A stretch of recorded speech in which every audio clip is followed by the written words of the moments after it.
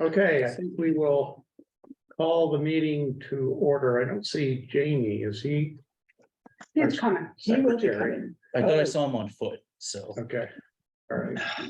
Why don't we wait 1 minute for him since he's taking minutes? No. Here he is. I see him. He's coming in.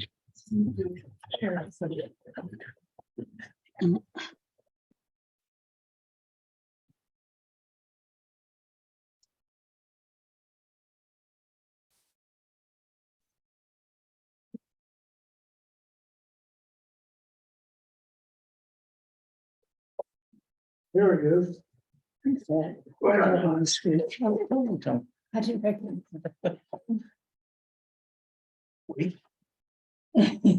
Pat?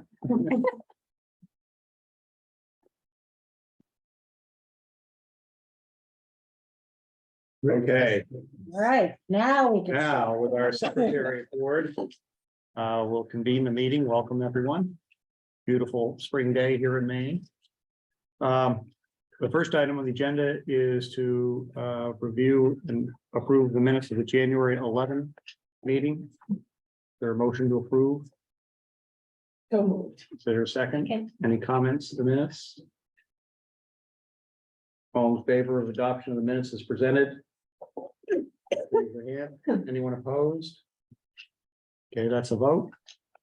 I guess by way of warning, we have to be done by 5:15 because there is another meeting at 6, and before people, the early birds start calling into the same Zoom line, I promised we'd be off by 5:15. I'm going to be able to be done by 5. I second that. We'll shoot for 5, Martha. You're pretty good with that. Can we? So this next item on the agenda is a broadband update. Kathy, I don't know if there is anything really to talk about or not. Not really. We continue to plug away. We have gotten a revised proposal from Spectrum for the 38 remaining locations in the town that are not already connected to Spectrum. So we're shooting for universal coverage. Some of those may still be within the park boundaries, so not our responsibility. So we're waiting to hear more about that. But they have some new vendors, subcontractors, et cetera. So the price that they have given us to connect all of them is actually lower than it had been previously. So that's good. So we're working to look at ARPA funding from either the town or the county to see if that would be available to cover this. We're also working most closely with the town of Tremont, trying to coordinate and have some kind of synergy between those two towns and maybe Bar Harbor. So the town is working with the consultant Casco Bay Advisors. He is also the consultant to the town of Bar Harbor and the town of Tremont. So we're hoping to consolidate efforts and really attract consolidated communications to do fiber optic universal coverage. And the Island Institute is very interested in working with us all as well. So we're sort of moving along in that direction, and we have our next meeting is tomorrow. Kathy, just out of curiosity, if we're going to do something with Tremont, would we have to do something with Southwest Harbor because they're in between? We would like to. And, you know, probably a couple of years ago at this point, we reached out to all the towns via the League of Towns, and they never responded as showing any interest. But we're hoping that after our meeting tomorrow, when we have some more concrete information from Consolidated with what it really might cost, that we're going to go back to the town of Tremont, and between Mount Desert, we're going to go back to the town of Southwest Harbor, between the other two abutting towns coming together to approach them to say, if we work as a whole island, it will be much more interesting to Consolidated to put in a proposal for all of us. And from our point of view, since we already have so much coverage from Spectrum, we're less likely to get any kind of grant funding to accommodate that. But perhaps between all of the island towns together, we would have a lower existing coverage rate. And so it might be more, it might be greater possibility of getting some funding to cover part of that. So, But given that our town is so well covered, wouldn't it be cheaper for our town to just figure out how to cover the ones who aren't covered? Then I you go think in we on the will. island? Yeah. Well, I think we will, but what we would get from Spectrum, you see, this is where it's all sort of up in the air, and Spectrum is trying to up their game. Right. So we have like 96 to 97% coverage already. Right. They've identified that limited number, but it is still cable coverage. And it is still in many places, not what the state would consider broadband coverage, which would be 100 over 100. So a lot of places are still well below that on the upload speeds. But Spectrum is also trying to improve their services on the back end. And they're hoping, they say, but by the end of 2025, to have gig symmetrical. So up and download speeds of 1,000 megabytes. Wow. So that's what they're hoping to do. It's still not as consistent as fiber would be, but so we're leaving no stone unturned. We're trying to do this, but still keeping an eye on that for the future. If Okay. nothing Because it else- is more future proof, the fiber would be nothing else, we're incentivizing Spectrum to. up their game. Right, good, Exactly. good, Yeah. And I think that they're feeling that around the state. good. They actually just bought out another Beeline Services sort of in Franklin, Somerset counties. A cable company over there, so they can take over that. So they're trying to improve their capacity all over, because I think they are feeling the competition and seeing that communities are putting in their own fiber as a way of providing something because they were not of interest. And so I think that they're making improvements all over the place for that. Okay. Any other comments or questions relating to broadband? Seeing none, we'll move on to the Island Housing Summit. As you all, I'm sure, recall, early last fall, this committee came up with the idea of bringing together what we call a stakeholders group to meet to talk about housing issues, which this committee had identified really as our number one issue. And to try to see if we could bring all the stakeholders with an interest together. We met 4 or 5 times last fall. Kathy and Jen were part of that, and so was Megan. So was Gerlin. I think that's it. As an outgrowth of that, there was organized a so-called housing summit, island-wide, which was by invitation. There was an organizing group that organized it. And we met for a full day at the MDI Biolab in, I'm going to say early March. March 24. Okay, Yeah. late March. I thought it was a productive day. We've yet to, there was the first deliverable afterwards was a summary of what was discussed and kind of putting together, breakout groups and all this stuff to put it all together. We're still awaiting the summary. But I think generally from my perspective, it was useful. I think, again, it raised awareness. I think it was something useful this committee has done to sort of ignite that, get that going. All of the major stakeholders were there. It was interesting, banks, real estate agents, as well as, contractors, as well as all the major employers on the island, and government entities. And I think it was the consensus of the group generally that there are a spectrum of housing needs, from dormitory space for summer workers all the way to year-round single-family housing for families to be able to live year-round in the community where they are working. So that, in broad brush, was that event. There are going to be some subgroups coming out of that, in which I would anticipate some of us may have involvement. And you two were there, right? Were you I wasn't there. Jen was, Kathy I was was there. Anything else you wanted to add, Kathy? No, we sort of broke it up into 2 breakout time periods and 4 or 5 groups within that. And the first one was to talk about what are the various barriers, what are the problems what are the barriers to housing? And then the second part was solutions. And I think ultimately, what they're trying to do is synthesize the notes. We had note takers and facilitators for each of those groups.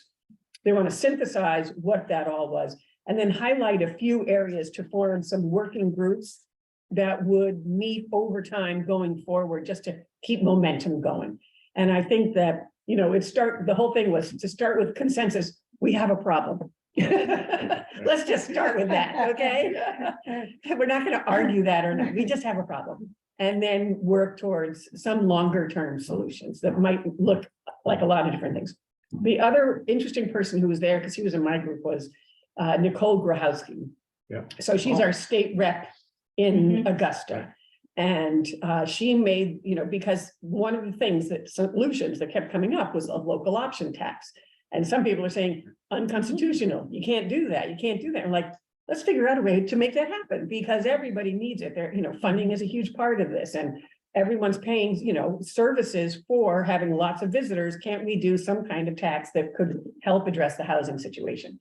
So I think that she was making a real plug for, I'm happy to go before the legislature to represent this, but I need a lot of backup, Right. you know, so a real call to action from everybody who was there. So, Right, and there were other suggestions that would involve legislation. There was a whole discussion around, at least in my group, around the possibility of utilizing the conservation easement concept to try to incent people who are living in year-round houses on the island but aging out, to have a way in which they could make a gift potentially to for example, the Island Housing Trust, of the value of placing on their property covenants analogous to those the Island Housing Trust puts on their properties.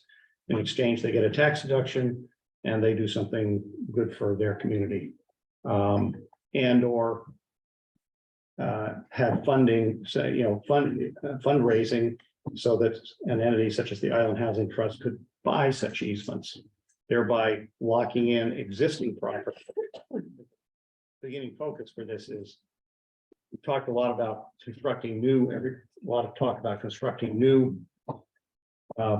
structures on the island, but then there's also the question of how do we preserve our existing housing stock for year-round use. So there was that, and then another idea. Los Angeles has recently implemented what they call a mansion tax, which is they assess a 4% transfer tax, additional transfer tax on sales of property in Los Angeles County. It's of more than $5 million. We've set a different dollar limit here, but the idea is, how much? and the idea in Los Angeles County is all of that revenue is then dedicated to be invested in affordable housing. So there are a bunch of ideas floating around, and so there'll be some follow-up working groups, and we'll wait and see. We are not really driving that bus, but I think we deserve. We tried. We deserve some credit for getting the bus started and revved up. So I was sorry to miss, I was invited to go Yeah. to that, but I was out of the country. But are we gonna get the summary at when you get it, will Sure. we all get it? It'll Sure. be public? Yeah. I assume so. And who is driving that bus? There is a steering Is it committee, Noel? Noel, and so the Musson Group, Yeah. who works for the town Right. as well. Consultant. And a steering group that included Marla, Misha Maitar from the Maine Coast Heritage Trust, Dave Evans, who is with Friends of Acadia. He's on their board and sort of driving their housing initiative. Edson, What did I say? Evans, but I think it's Edson, Edson. it is, yes. What's his name? Dave Edson. Dave Edson. Oh, I know him. Yeah. And there might be somebody else on that steering committee, but I can't remember who else. So I was not a part of that group. Just out of curiosity, those two ideas you just mentioned, do you have a temperature of what people were thinking about it in the room, or is it too soon to say? You mean, But the easements and also, well, I think there was, in my group, there was enthusiasm for particularly the easement idea. I believe it would require a change to Maine law. Yeah. To broaden the definition of conservation easement. Yeah. But when I did a little digging on that, among the interesting factoids that emerged is Donald Trump has a conservation easement on Mar-a-Lago. Oh, my God. Uh, Wow. For which he took a huge tax deduction in order for his agreement not to put additional structures on that property. So, so it can be used for purposes other than the traditional. Yeah. Other than you know, good ones. Preserving an open land. And what a fine role model. Yeah, right. I'm not sure if that helps or hurts the case, actually. Nantucket, I just looked up today. Careful Nantucket has now. a similar tax thing. So property transfers, and I'm not sure if it's across the board, it's like 2 to 4%. They use theirs for preserving open spaces for access by the public. Yeah. But why not? Same concept. And they have in May, a short-term rental vote coming up on Nantucket as well. do So it'll that? be sort of interesting to watch. Yeah. Do you see this as going from talking to action anytime soon? Well, I would say the intention was to have working groups that would have timetables and action items. Whether that will come to pass, Jamie, we'll see. And since part of this would require state legislature changes and approvals and maybe even constitutional change, Just it too could late for this take year. a long Yeah, time. I mean, the Yeah. earliest would be next year for that. Right. Dan, was there any effort made to collaborate with the University of Maine? You know, they're doing that, there was. Oh, That's so but cool. interesting, because they're doing that instant housing. Yeah, for- And I know they have a whole facility set up for that. Well, Megan, could you All, speak to that? all I know is at one of our meetings, I believe it was Noel and Marla had just gone up to tour the facilities and they had asked Habib, who runs the affordable housing, whatever, to come. And I'm not sure if he was able to, I or some don't know representative either, was able yeah. to go, but You they were have there, definitely. I have not seen the That's a house. good idea. Yeah. Make sure Yeah, that that's- gets. It's all 3D printed houses Yeah. using all wood Exactly. materials, wood-based Incredible. materials. It is, yeah. Actually, there was a picture of one. I Yeah, think. yeah, there's paper, yeah. Was that in the paper? I thought Yeah. that was somewhere in the materials. that I think it was too, Yeah. yes. In our Yeah. little package we got. Yeah. So that's a report on that. But while we're talking about house construction, I don't know if anybody here knows, but there is a resident in the town of Mount Desert. I'm sure many of you know her, Caroline Pryor, who has created a business around affordable housing to use mostly Maine-based products and to create modular housing in Maine in the spaces up by Millinocket and using the old mill spaces that have gone out of mill use. And so she is raising money and really building a business around this zero energy homes. Is she doing it as a for-profit enterprise? Right. Sort of a slight B corporation. I think that ultimately the enterprise would be employee owned. Great. Yeah, I assume she's working with Architauden in that whole. exactly. Yes, Yeah. yes. And working with Wabanaki because they're going to be doing their first modular home this year. And it will be on Wabanaki land and they would determine who's going to be living in it, et cetera. But they have folks from Brightville who have helped design a home. And they have other people who worked with KBS who came out of there. So people who with the construction experience, et cetera, to do the modular. So there's somebody right here in town who's really working on, Yeah, that's on great. processing that as well. So. Okay, anything else on that item? If not, let's move along to the next item, which is the status of the short-term rental licensing ordinance, and based on my scan of the Islander, this may be a short report. But I don't know, Geraldine or Martha, which one of you wants to? I'm happy. Yeah, I think basically it was one of us taking the room temperature and deciding whether or not made sense to try to push through something that was going to be very, very dicey. And then the town of Mount Desert has a history of once something goes down to defeat, it's very difficult to bring it back again. We saw that a number of years ago with the sewer user fee controversy. When that came back, it set off like a 10-year period of chaos. And I think probably I'm going to meet with Noel, and we're going to meet with the select board and some of these folks, and try to get an idea of what we'd like to see, and try to identify some of the issues that would be working around that could kind of tailor a proposal coming back that would be hopefully have enough support to pass, but would also be able to accomplish what the board wants to accomplish. So I think a listening session with the board at some point in time this summer will be very, very useful. Yeah, I was, as you may know, I was one of the main instigators for a change. And really the reaction was so negative. I mean, we had people screaming at us from Zoom in the room. It was every meeting, And refusing. at to every identify level. themselves. There was, what's that? And refusing to identify themselves at one. Oh, yeah, there was out of concerns for security. But so it was really I gotta say, the proposed ordinance was really so milquetoast that it wasn't gonna do much anyway. It was it basically was a registration process, and the idea being that we could put our arms around the number of short-term rental units in our town. But there was no support, even from the committee that wrote it. So, I mean, they were against it. So, I could just see another big fight on town meeting floor, very acrimonious, which we've been through. It's horrible. I didn't think it could pass, and frankly, I wasn't willing to die on that sword. It just wasn't a good enough ordinance, in my opinion.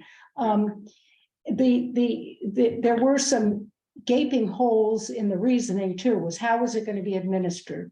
What exactly was the fee going? I mean, we're kind of making up a fee as we seat of our pants, and it became apparent that without more thought and some refinements, it wasn't going to pass. And as Derwin said, then it would never, we'd never be able to get anything.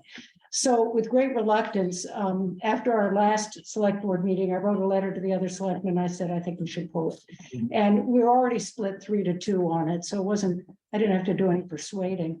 But I gotta say, I got a phone call. I've been away for a few weeks. When I got back, there was a phone message for me from a resident of our town. Very disappointed that we weren't going to pass that we weren't going to put it on the warrant. Very disappointed. And I know it's because you weren't there, Martha.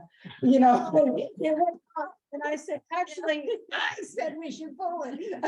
And he was so, so upset about it. I said, I wish you'd come to some of the meetings and spoken of, well, I don't like to get in the middle. Well, that's a problem, isn't it? So, there may be hidden away people who feel strongly, but are not willing to come forward. In your judgment, is the opposition so baseline philosophical that any ordinance that restricts short-term rentals at all is going to be objectionable, or is it a situation where if the proposed ordinance were tailored so that it did not, it exempted people, local people, for want of a better word, from its coverage? It kind of did. Well, as far as I'm concerned, it looked like it exempted everybody. I mean, Yeah, really, it was just so. Yeah. low-key. Tony? I was at the meeting, I think that Martha's describing.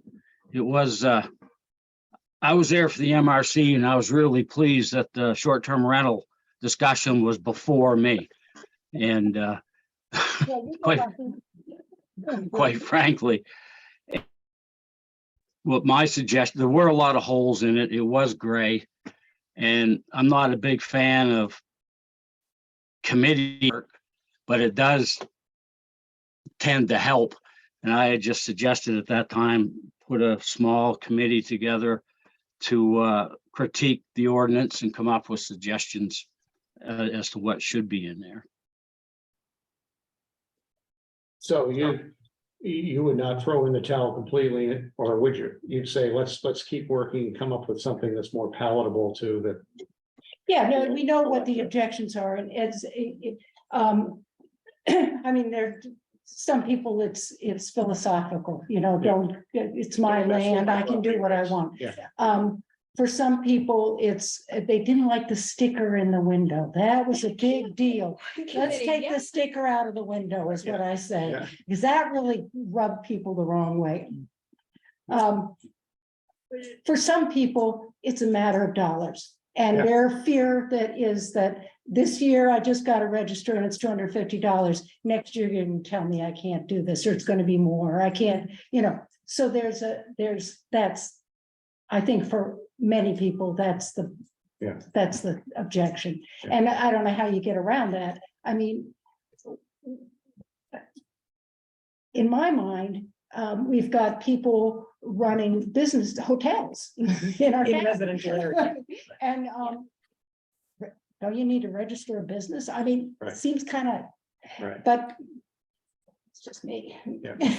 Evidently, it's just me. Not just, I was in a bunch of those meetings Yeah. and my sense, I think that there's a lot of quiet support for it. But if you're in those meetings and people who are against it are very opposed and very vocal, and it's intimidating for anybody else to stand up. And I didn't, because everybody hates me anyway. I was like, I would just give everyone a bad name if I came out and supported it. I was like, Yeah. oh, yeah, I should say some, oh, well, and then someone would be very Yeah. angry and okay, well, I'll wait, and then someone very angry. Yeah, I think It's hard. Yeah. It's it is. hard. This would be one of those issues at town meeting that would go on forever. and Oh, yeah, ever, forever. That's what I mean Until the with moderator Yeah. moved.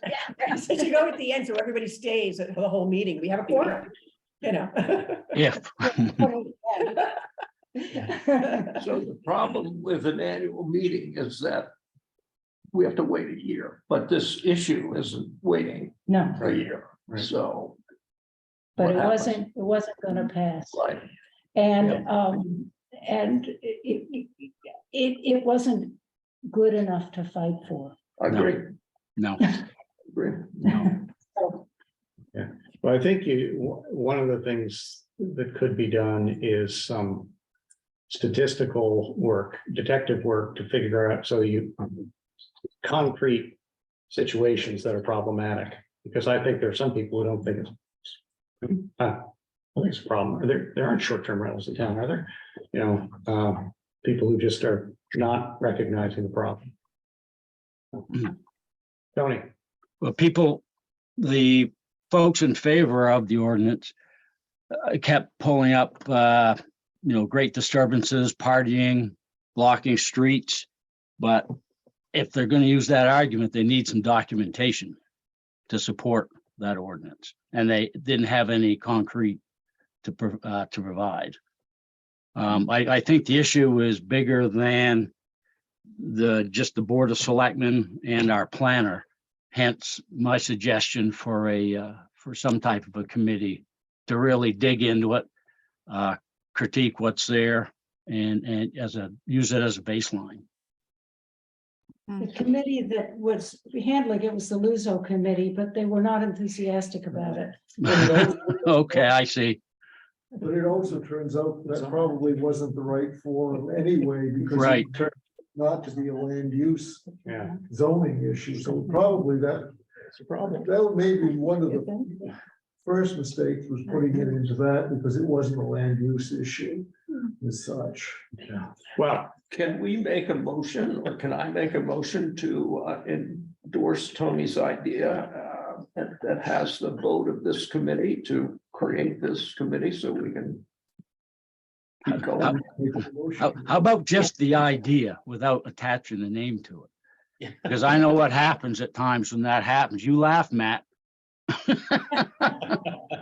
We'll call it the Tony and Kathy. The Tony Commission. Jamie, Yeah. you're not suggesting that We we do it, no. we do but it, that but that we endorse we endorse the concept so that. Why not do it? Why not have this committee do it? Well, one of the things Help I think draft an would be ordinance. important before you did that would be to have those meetings with the select board and try to Yeah. get that. Some parameters put out for that committee to work around, I think you may be getting. I think the board has a lot at stake there, and so you've got a committee before you've really had any input. May not work any better than what the land use committee did. Jamie's motion is to endorse the idea. I assume that endorsement, if the motion passes, would be passed along to the The select board would board. have to create. And the it. select board would decide, I assume, Yes. in what forum this would go forward, so we don't have Yeah, various committees in town all working at cross purposes. Sort of a special ad hoc committee to Or- address the short-term rental ordinance. Yes. Or That's pick a good- an existing Yeah. committee, that would be up to the select board, but we would endorse the concept, is what Jamie's saying, I think. Yeah, Is that a that's a good motion, idea. Jamie? That's a good idea. that's a motion. Is there a second? Is there a second to that motion? Made and seconded. Is there any, Who's second? Let's let Megan do it.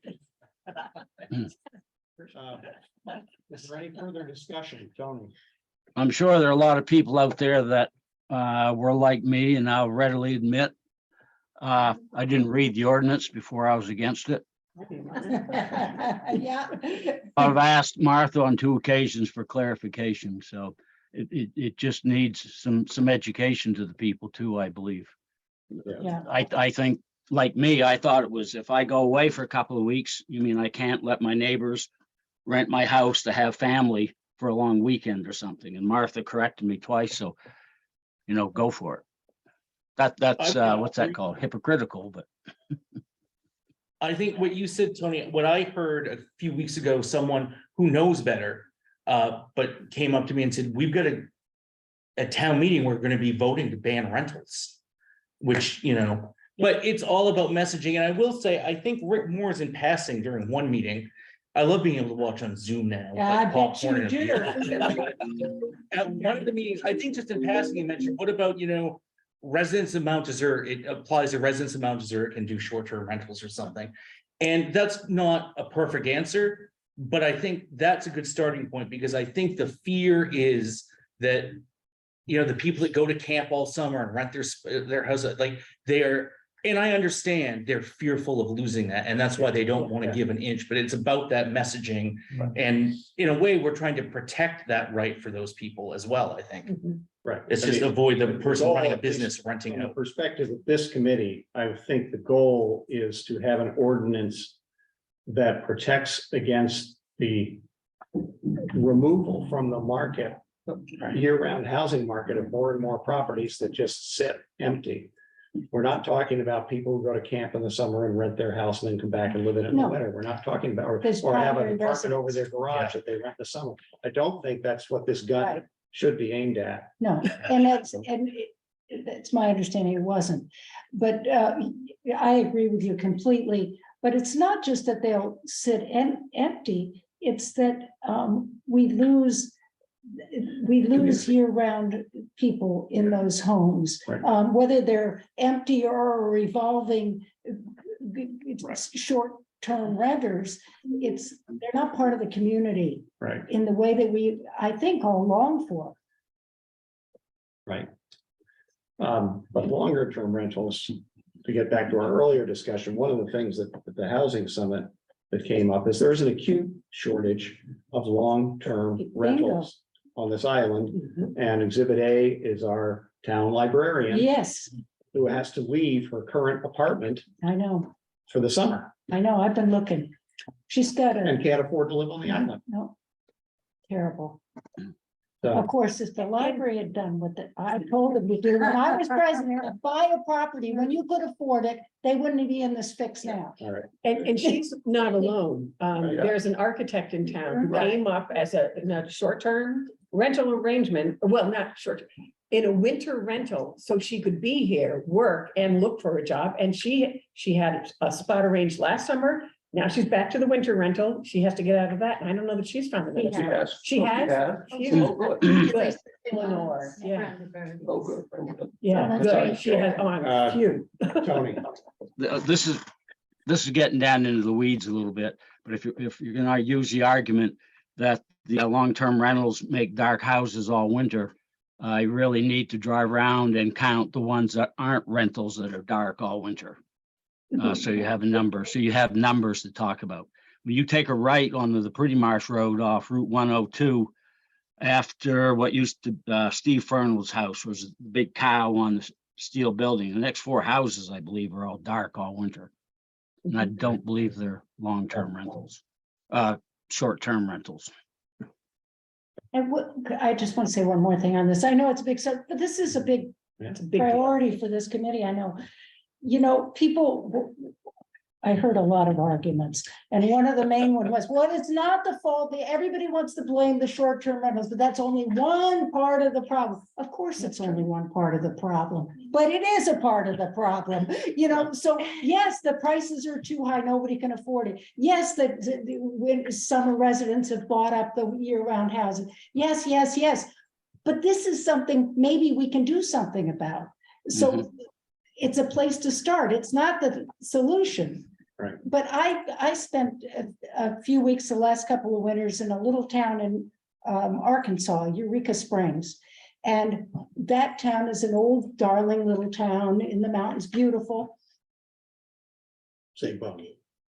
full of short-term rentals Yeah. and crappy little Airbnbs. And you just walk around and it's so sad to see what's happened to that community.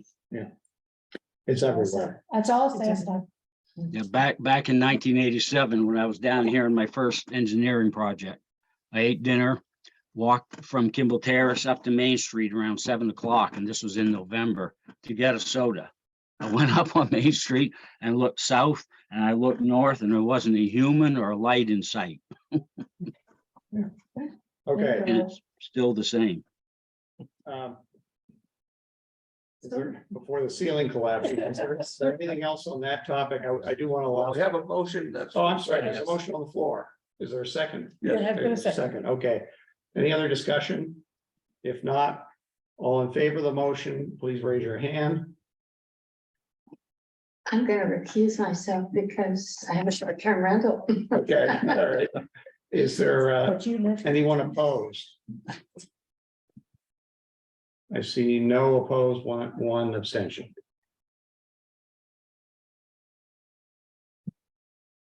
Okay. Erica, you've been very patient. The next item is discussion of the skating rink.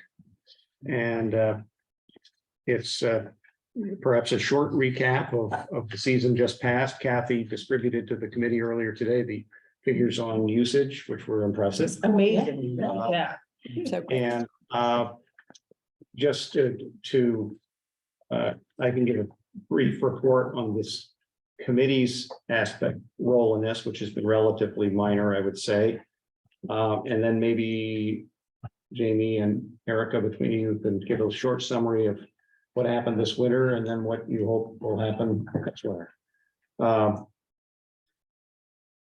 The structures, I think we reported at the last meeting, what we landed on was for the fundraising to be funneled through the Community Development Corporation, which is a 501c3 organization that can raise money for broad community benefit that this qualified for. And I did check briefly with legal counsel, who confirmed that yes, this would qualify for that. The corporation didn't do the fundraising, the committee. Those two did. They did the fundraising. Kathy was involved in a lot of the logistics. The money came in to the Community Development Corporation. The Community Development Corporation purchased the assets and then donated the assets to the town and donated some money to the town to pay for operations for this winter. And that as sort of continue through the winter with the expenses that they've occurred periodically. Derlin and I've gotten together and we made a gift to the town. And the finance director asked me to ask the question, is we still have paid the last payment off for the manager.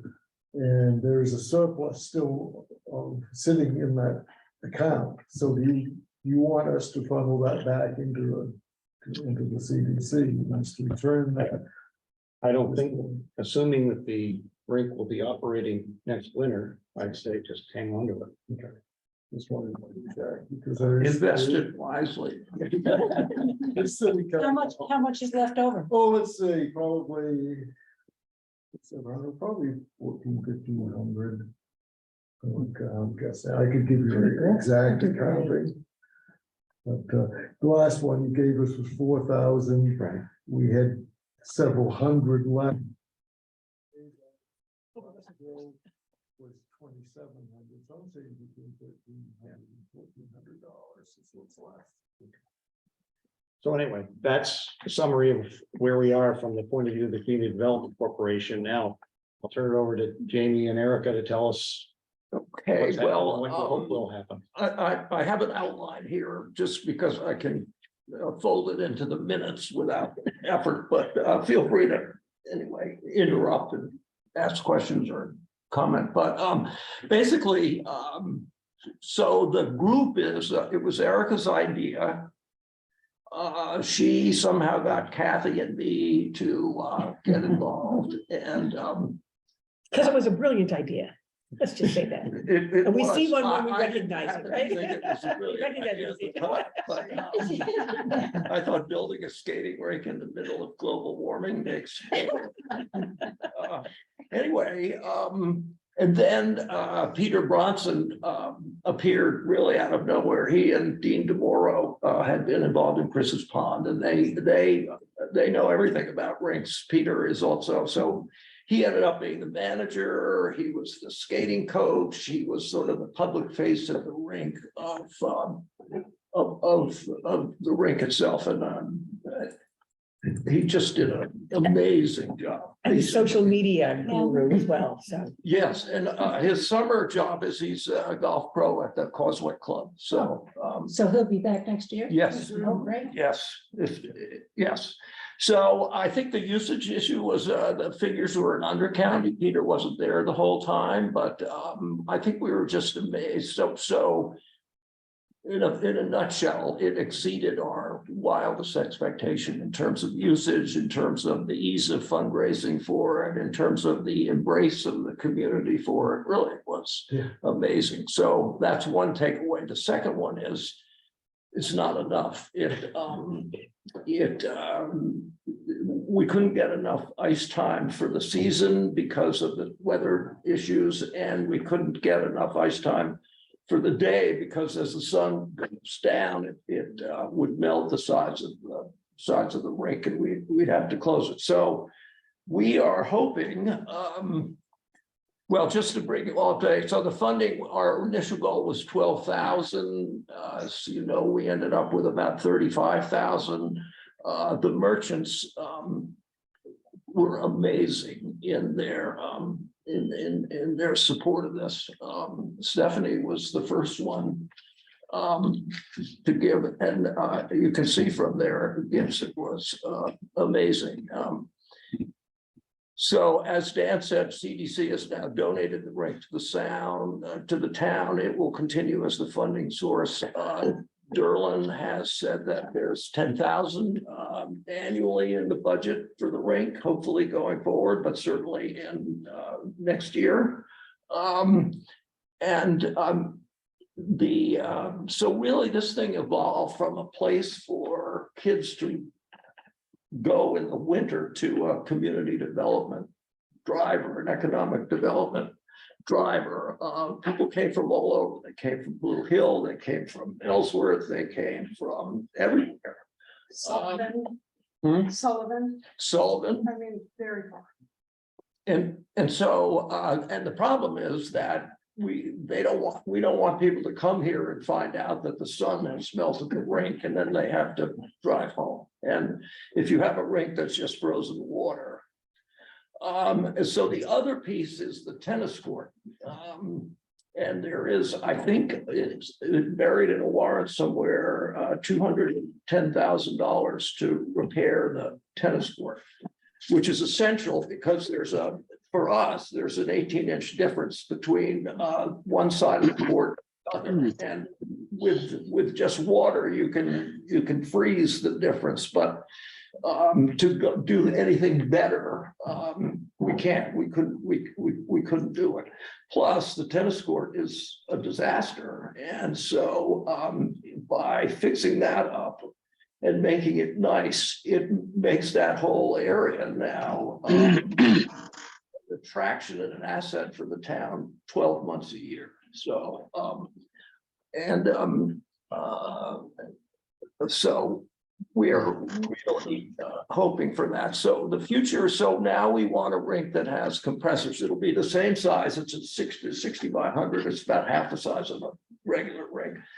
But compressors would allow us to run it for 5 or 6 months. But now we're talking not 20,000, we're talking 400,000, 300,000. So we have, there's a strong interest among some potential donors to fund a significant part of that. We have, I think, and need to work closely and keep informed the Harbor Committee, which oversees the land, the town, which owns the we've talked and worked with Brian Henkel, the new Public Works Director, and we've also, the head of the SRA has been very enthusiastic about this. So we hope that this committee will embrace this project. And I see on the next agenda item, we would like this committee to consider the Promenade Park. We think, and Tony knows more, but it's unlikely to be built soon, if at all. And so the money that's there,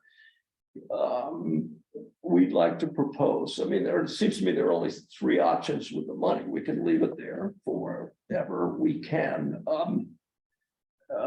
return it to the donors, which would be, I think, a taxable event for them, or we could write them and ask if they would consider that an alternative, that we now have a project that is up and really working, and that we think at least meets the spirit of their donation, and would they consider therefore allowing us to use that money. How much are we up to now? How much do we have at the Promenade Park? We have somewhere in the neighborhood of $50,000, 30,000, or 30 to 40, I think closer to 40 has been spent on, because this was in the Right, the Jackie plans Hewitt and all that, administration, that Yeah. that plan. So we Those only, plans were about 40,000, weren't they? Yeah, yeah, so we only have 10 or No. in addition to Yeah. that, yeah. some of it, some of Is, town, I think. is Jamie talking about the tennis courts or the hockey arena at this point? Both. Additionally, because if you're gonna do something on the tennis courts, you really ought to consider pickleball, because that's the growing sport. They actually have lines. Generates some good revenue.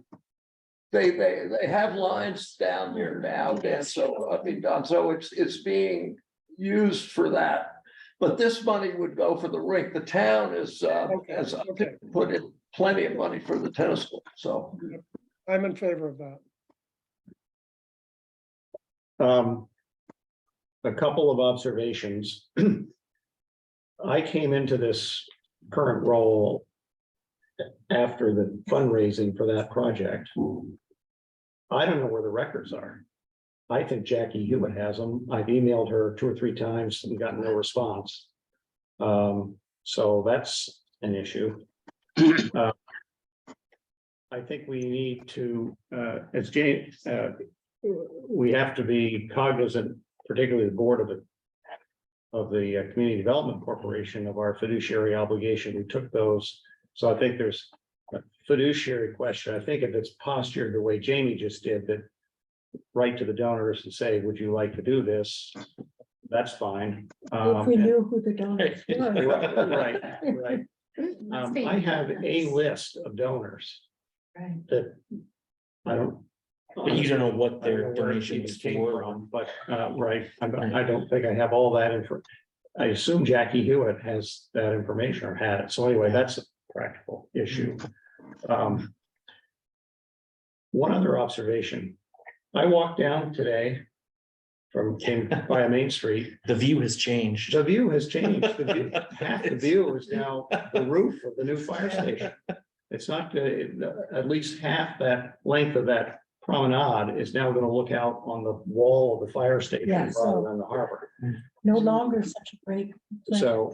So that may affect that plan, which in my humble opinion was probably an overly grandiose plan to start with. It's pretty fancy. The idea was fine, Yeah. but the plan got a little out of hand in terms of cost. I think the estimate for that came in at like $400,000. So I never talked to anybody who thought it was a good idea.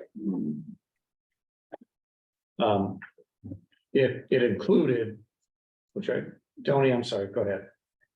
I want to go back to the tennis courts. There's not money buried in a warrant article that has its own warrant article for $250,000, and it does include pickleball, and not just because I've started playing it. It is a growing, there's professionals and there's big money now, so it is extremely popular. And Jamie mentioned me knowing something about the Promenade Park in the run up to the what we call the Main Street project. If you remember that one, we told the residents and taxpayers we'd let the dust settle for at least a year, until we started doing any other construction in that area. There's a design completed to replace all the infrastructure from Main Street up to Stanley Lane, which would complete those improvements in all of Summit Road. So that's on the books. And I know the Promenade Park was to be built with donated funds, but I was waiting for someone to mention the lack of the view downtown now. It's a really nice view of the shingles. Yeah. But For those who are beamed in via Zoom and are not currently local, an addition is being built to the fire station. And that has involved both some shaving of the bank. So I suspect that the width of that promenade park would be different, and a roof line that is higher than the town office roof line, which effectively blocks the view from where that park would be. The park originally the concept was it was part of an integrated plan that was designed to link the harbor more effectively with the village business district to try to help local business. And the project that has been labeled a Promenade Park included not only a little parkway along the top, but also substantial improvement to the walkway and the stairs that go down from there to the harbor. Which still should be. in Which place. are not in good shape. Well, and they've been talking about that link between the harbor and Main Street since Right. the Urban Land Institute. And Right. our Promenade Park can definitely be scaled back, but I would love at some point to see that staircase become more prominent at least. Right. And Dan, we have 51,000 in that account, I just showed. Oh, good for Yeah. you. Yeah, so I thought it was 50-ish. Yeah. Well, I think it's a good solution, but it would take, and I think you'd have to write to all The donors, yeah, yeah. but I don't see, I mean, they gave the money so long ago, they probably, As a practical matter, yes, and as Jamie points out, if they take money back, they're gonna have to right, go back and amend their tax Yeah, return. it's a It's big a mess. thing in that. yeah. And it'd be still be doing something good, and I think I would think we would want, if we go that route, to include their names in any kind of recognition that you do. Yeah, now what we may find, I think the more likely The catch may be the number of donors who just don't respond. In which case, I don't think we can take their However- money and divert it from what we However- said we're gonna use it for. However, if you're the lawyer, not I, but if we already spent half the money. Can we say? Do we know already spent- whose money did we Right, spend? right, We spent the right. money of the people who replied. Somebody would have to convince me of that one. So I would guess the result would be that some portion of that money, and I was surprised. When I first responded to Jamie, I said, oh, they were all individual donors. That's not true. No. When I went back and looked at what list I have, there were a bunch of foundations and other, not a bunch, but there were a handful of foundations and so forth that Jackie applied to that gave money for that project. For the planes. For- They gave money to the prominent park project, so we'd have to, we'd have to write to everybody, and you. My guess is, as a practical matter, you'd get some response, you're not gonna get 100%. Right. I think Rick has a comment, and then I'd like to speak too, if there's time. Rick?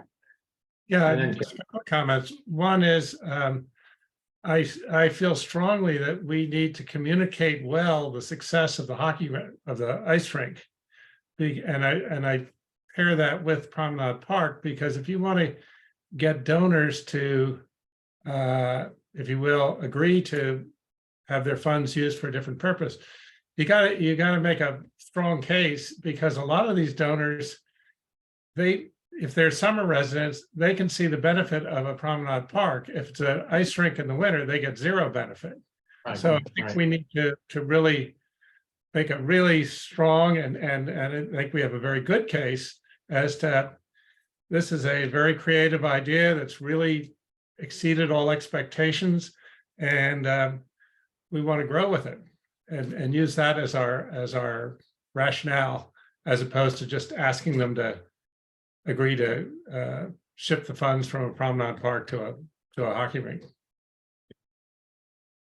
Carrie. I absolutely agree with that, and was going to say something along those lines. And I would also encourage us to maybe not use persuasive language when we talk to folks, but genuinely solicit their opinions on what they would like us to do with the money that we've been holding. I also came to this committee long after all of this transpired, so I'm not sure who the folks are or what their thoughts are around the money, but I am thinking about the future of this committee going forward. And as we sort of start doing more stuff that has our name on it, I would hate to, have word get out that like we had money for one thing and then we used it for something else. So I think we just want to be careful about how a change in the use of funds is perceived. And we also have to be prepared.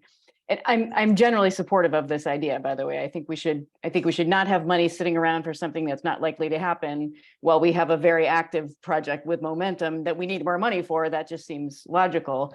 But we would have to confront the notion that we might be launching into a conversation about whether the park is ever going to happen. Like that might come up as a topic, and we might have to figure out what we would want to say in response to that. And we might also have to be prepared for people to say, oh, thanks for asking. Sure, I'll take my money back. So we may have less money. So I think I'm generally supportive of that, but we just would want to go into it with our eyes open about what kind of conversations might happen as a result.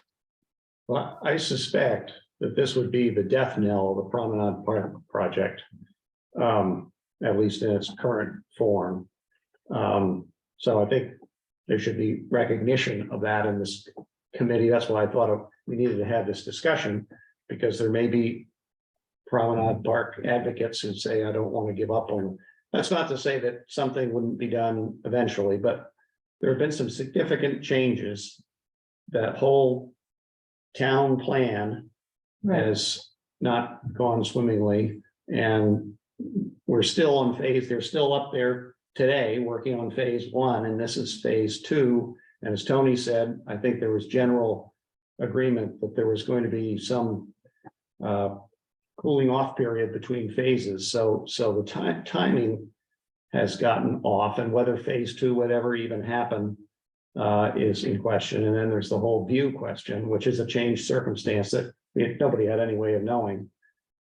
And I at the think time. parking, I mean, my understanding is that that would eliminate some parking, Yeah, and currently like we two have, slots or oh, was it? something. Okay. Yeah, Well, there's currently we have a terrible parking problem, at least where I am on Main Street. Well, there is, Erica, but I can You tell asked the you. right that- man. It's the parking. Yeah. Parking perception problem. Traffic, it's a parking perception problem. That lot is never full, Oh, even in okay. the middle of the summer. It's never full. I'll direct them down there. Yeah. Yeah. No parking in my lane. Right. But When you're doing your census. On the bottom line, part of it could be a valid over towards where the stairs are. Right. Because the view still does exist from Right. that point Right. down. But so where the pavilion was supposed to go, Right. some of those things could, and the stairs could still. You could do the Yeah. pavilion. Could be viable. Yeah, they could be viable. I thought it was a beautiful plan. I mean, it really was. It was grandiose, but you know, we were getting that beautiful new building, the mission building, and it really was going to be gorgeous. It was grandiose, it was expensive, all those things, but it was nice. But you know, things have changed. And so, you know, some group wants to come forward at some point, and well, I think the town could maybe put some money into those stairs at some point. That could be a good project for us at some point. Yeah. Because it's really, Well, someone, yeah. I gotta make my lawyer comment. Somebody's gonna fall on those stairs. Yeah, well, yeah. And part of the plan for the whole Promenade Park was to draw attention Yeah. from down below to get them up Yeah, above. yeah. And if they want to walk along the parkway, maybe we need to have signage at the bottom of the stairs to say, stairs to the Yeah, those are- village. At your You know? risk. And you're Those are, it is kind of a hidden It stairway. is, Yeah. Well, Erica, Can I just mention one small Yeah. thing? And Jamie, just to elaborate on something that Jamie said, is that, you know, it really did just start out as this small kind of fun idea. And the very first weekend that it was open, there were like around 180 people that came. And if you're in this town in January on a Saturday or Sunday, it was just unbelievable. It felt like a completely different town. And as someone who has a business on Main Street, I couldn't be open in the winter. I want to, but I just would sit there and die of boredom all day long. With 180 people in town, that to me says that we could go from being businesses that are open from May through October to really 12 months out of the year. And I think that's what is, I mean, that to me for this town is, it would be so important. I think it's going to change everything. And just to see, I was someone who had to go down to the skating rink on several Sundays and close it at like 11 o'clock in the morning because it was melting and turn all these people away. It was the worst job in the whole world. And I got to talk to them, and when I heard where they were coming from, it was just, they were not Northeast Harbor residents or Mount Star, I mean, some, but they were from all over the place and they were coming for this. So would they go to Ben's and buy some, you know, sodas or chips, or would they go out to lunch at the Nor'easter? I think they will. And so I think it could help every part of this town. Did the Nor'easter, I think I asked you this, did they get some business out of this? I'm sure they did, and they were very supportive. They gave us like Yes, a they- $2,500 matching grant. They hosted the tournament. I mean, they have been incredible. So, yeah, I think I they got some did. business running on Saturdays. Yeah. They were open, yeah, people were saying. So it's a lot of money for the refrigeration unit, but the value in being able to offer sort of consistent hours, especially on weekends, Mhm. would be big. And if businesses knew, oh, there'll be people here on Saturday, maybe I'll put the open sign up. I would, and Yeah. I'll tell you, that really for a lot of the days, it had to close sort of early because it wasn't just Yeah. getting too warm. We could have so many programs for kids after school, but they couldn't come because it was already shut at that point. And Peter's amazing. I mean, he is like a complete gift and such an ambassador. I mean, I think that all of the stars aligned to make it this incredible experience. We just would like to try to have more consistent hours and longer months. The social media was excellent. I feel like even I knew, I don't skate, but I knew I could go see whether it was open or not. And I think we just kept messaging that. It's a good way to know. Will quick- the step up to and putting money into this as well? Why wouldn't it? Why would, The town? But we've got we budgeted 10,000. Oh. To help with some various things, so that. We're that hoping could for more. Possibly change depending on, the circumstances, how much we could put in, but we did put in some effort, to make sure that they realize that we did have some skin in the game. And the town's putting in $200,000+ for the Yeah, tennis that's courts. the court. has to Yeah, say. that's no small thing. Right. Yeah. And please speak up on that at town meeting, because it's a lot, people are gonna say that's a lot of money. So, Yeah, no. Yeah. April, Yeah, just very quickly. I think Nancy Ho and I, we did reach out to the people who invested in the Promenade Park plan, maybe a year ago, Nancy, was it? Just to It was. say, we know you spent money on this. We've spent some of it. Well, some of it's on hold. The project's on hold. So I think, there's a lot of great information we can put out there about the skating rink. I mean, it's all exciting, and I can't imagine anybody's going to say, I really want the 2/3 that or the 1/3 you haven't spent of my $1,000 back. But that said, who is going to write this letter? And are we going to wait to hear back from Jackie Hewitt so that we have specific amounts from individuals, or how are we going to roll this out? And by the way, I would like a photograph of the skating rink. yeah.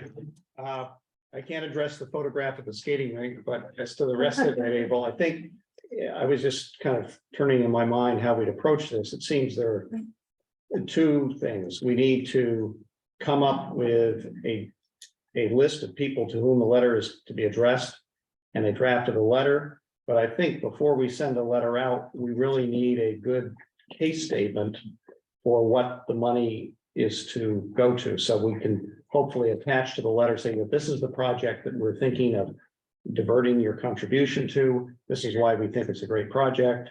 And so it's not just amorphous. We're working on a skating rink. Would you like to donate to a skating rink? But we have something a little more concrete. Right. Well, we have to talk to the harbor committee, Right. because it's a kind of change in use. Yeah, it's good. And the town. And so I think we know what we want to say, but we want to make sure that everybody that needs to know in advance doesn't get blindsided by this. But we can do that, I think, pretty quickly. This compressor, I know nothing about this, but this compressor, is that okay for the tennis court? The compressor, well. Or does that off somewhere? Tell you a little bit, and hopefully, I will try to figure that out right now, but if we can work together with this tennis court would be the very best thing. And what they would do when the concrete is poured is lay the coils directly into the concrete. And then we use the same skating rink that we currently have, which is great. And Peter's the expert, and we asked him, do we need to go bigger? It's much more expensive. And he said, no, it's fine. The size is fine. It's great for what we have. So they would put the coils into the concrete. And then I think there is like a type of tennis court where basically they're like tiles almost, and they lay onto that. And last I talked to Brian, he had seen this kind of tennis court and said, oh, isn't this great? I just saw this tennis court, and boy, isn't that what we need? So if we can make it work that way, it would be great. I think you can still do it without. It's just that it's much easier to have those coils in the cement than to deal with it every year. Yeah. So you'll be working closely with Brian. Yeah, I mean, and actually what I've done right now is connected Peter, because he's such an expert and he's working with Custom Ice, which is the company, to have them, I mean, that's not my language, it's Peter's language. He can work with Brian, and so that's what we're trying to see if we can make those two things work together. What we really needed to have refrigeration was at least a flat surface. Right. So the fact that hopefully, if it passes, is what we need, but if we could make it work together, it'd be even better. Sounds. So, but Martha, there are compressors that are outside of the rink, and they're can be kind of big, so that's where we need to talk to the harbor committee. And might raise some aesthetic objections. So the garden. And noise. Disguise them. Noisy, yeah. April, just so you know, I just copied the link to the skating rink's Facebook page and sent it out to everybody on the committee. So you can see a lot of photos there. of activity, even some videos, so. Great, thank you very much. Tony, Erica said something about pouring concrete relative to the tennis courts. Where is this concrete going? Oh, maybe I shouldn't have said anything. I don't really, it's not my, I might Well, just. well, pardon? Oh, I probably shouldn't have said anything. It's just that was how I understood it. Was that when they, and I don't know if it's concrete or whatever that is, that the rails could be worked in at the same time. But where's the concrete going? Where do you anticipate concrete being put? I think Over what the entire tennis court? Yes. The surface of the The tennis surface, court. I think No, that's, then that throws that warrant that we prepared right out the window. Well, we don't need, I mean, that's not something that we have to have, and that's why I was trying to connect Brian and Peter, was because I don't know what that entails, but I thought that if Peter could talk to him directly, he could see if they could make it work. If not, it's fine, we can work. It's Oh, just you all- can make it work. The sky's the limit if you want to pay for it. And then you've got to keep in mind who's going to tend to it. The maintenance costs. The one thing you guarantee about concrete is it will crack. And you talk about putting tiles down over the concrete to make a base for the tennis and pickleball courts. Who's going to do that? well, we're not gonna solve the technical. No, these are aspect. things just, Dan, just to keep in mind, because the current warrant article does not have anything to do with concrete for that tennis court. I mean, I shouldn't have said that. I have no idea how tennis courts are built. I just know that you Yeah. can make them.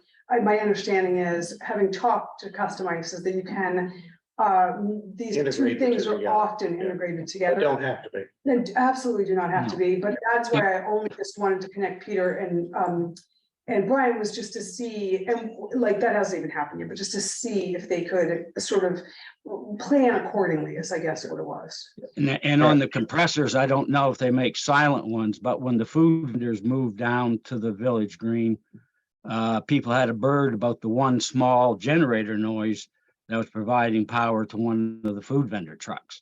And the compressors are not quiet. Right. It would be winter and not summer also. I'm Yeah. done. I've got it's 5:12. We've got to be done in 3 minutes, so I'd like to wind up here if we can. And suggest that perhaps Jamie, if you and Erica, between the two of you, are going to come up with some kind of a summary or case statement that would be appropriate to attach to a letter of the type we've been suggesting.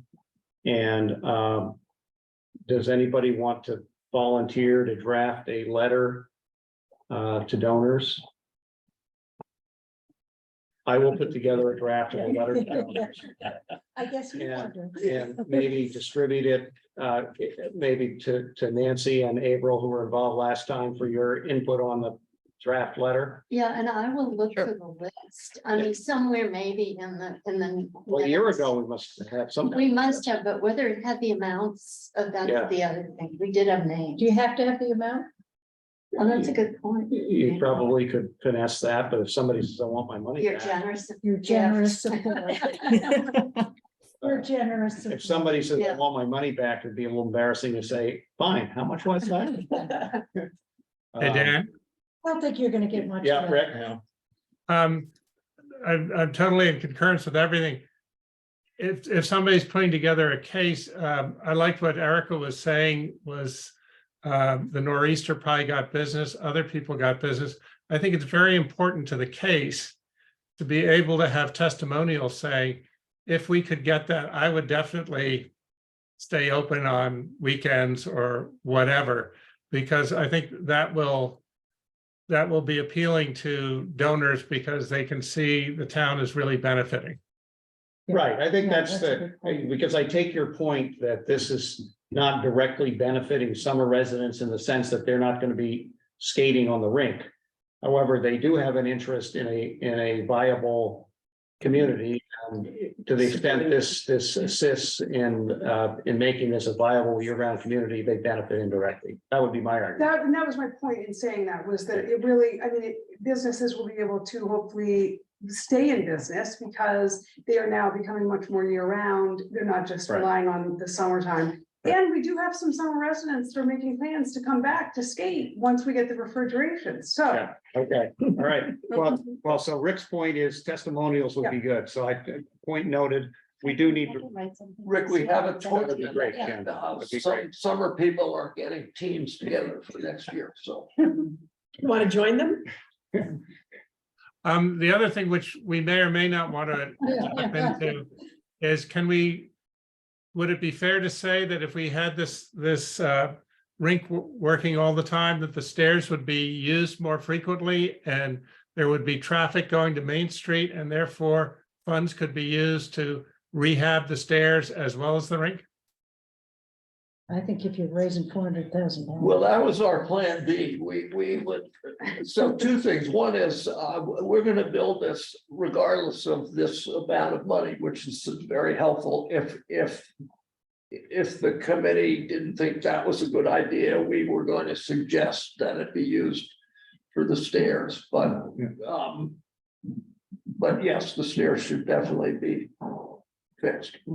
My point is, I think it would be more compelling if we can do it to say combination of the improved stairs and so on will generate more traffic to Main Street and more people will stay open, if that's a fair statement. If we did the stairs, I'm not sure we would have to write the people, because wouldn't that be considered part of the Very promenade? small part. Well, it was, okay, I think the stairs looks like an Eagle Scout project. yeah, we are out of time, but Rick's point is noted, and I think that I'm not sure how many people, well, it's a chicken and egg thing, because nobody's gonna walk up the stairs to a Main Street where nothing's open. Yeah. Right. I did commit to the town that we would be out of here at 5:15. It's 5:16. So unless there is other business, thank you all. One final note, our next meeting is our annual meeting, at which we will elect committees. Running for chair again. So anybody who is eager and or willing to assume my position, I would welcome that, and I assume Jamie might feel the same way. And what's the date on the June? It would be the second Wednesday in July, whatever July. that is. Wait a minute, Dan, thinking back a couple of years, I believe yours was a lifetime appointment. Second Wednesday, Yeah. sorry, it's 12. July 12th. Did you want to mention the funding? That was it. I think, well, the funding, You're all I set just on wanted to confirm that we had 10,000 in the town budget. yeah, that's all. I think we do, so, okay. Yeah, All right, with that, unless there's anything else, come to town meeting, speak up. we'll declare the meeting adjourned. Town meeting will be a lot more fun without that article. No, I don't get that. Thank you. Thank you, guys. Bye. Bye. What is there? Thank you. Controversial. Oh, no.